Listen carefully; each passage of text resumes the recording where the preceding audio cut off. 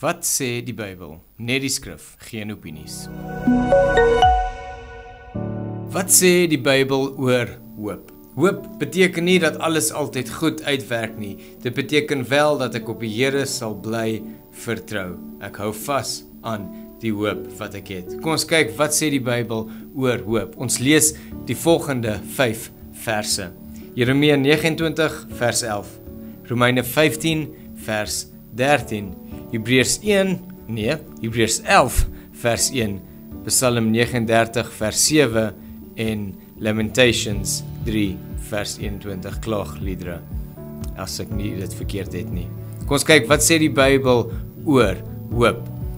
Eerste plek, Jeremia 29 vers 11 sê, I know the plans I have for you, declares the Lord, plans to prosper you, not to harm you, plans to give you a future of hope. Die Here se plan is vir ons hoop te gee. Hy weet wat hy vir ons beplan en deel van daai beplanning is hoop. Romeine 15 vers 13. May the God of all hope fill you with all joy and peace as you trust in him. The God of all hope. Hy is die bron van hoop. Hebreërs 11 vers 1. Now faith is the substance of things hoped for. Geloof is die substance, die manifestasie van dit waarvoor ons hoop. Psalm 39 vers 7 sê, verklaar die skrywer, my hope is in you. My hoop is in die Here. Dis die Here is die bron van hoop, maar hy is ook die anker vir my hoop, waar ek my hoop plaas.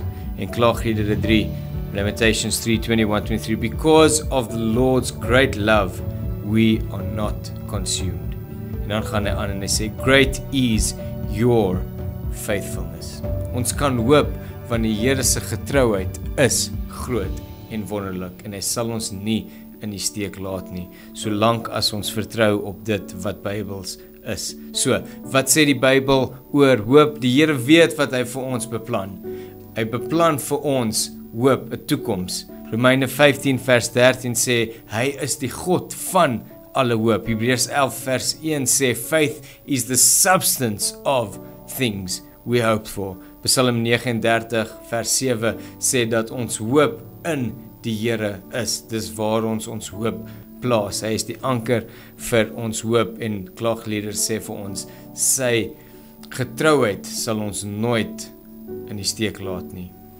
Sy getrouheid is groot en wonderlik. So, wat sê die Bybel oor hoop? Wat beteken hoop vir jou vandag? Dalk het jy vandag hoop nodig. Wat sê die Bybel oor hoop?